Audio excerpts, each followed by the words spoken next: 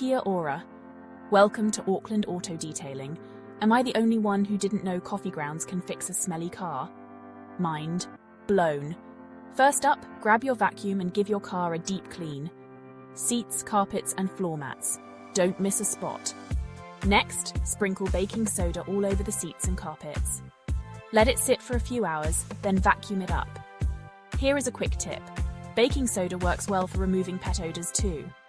Now, let's talk air fresheners. Place a few pieces of activated charcoal in a breathable container and leave it in your car. No more nasty smells. Or, mix your favorite essential oil with water in a spray bottle and spritz away. Fresh and chemical-free. Got coffee? Use dry coffee grounds to absorb odors overnight. Finally, keep your car smelling fresh with regular cleaning. Wipe down surfaces, use fabric fresheners, and avoid eating in the car. Here is another tip. Keep a small trash bag for easy cleanup. And voila! Affordable, easy ways to keep your car smelling fresh. Thanks for watching.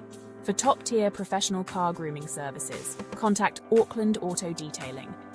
We listen to our customers' needs and offer them the best solutions. Happy driving.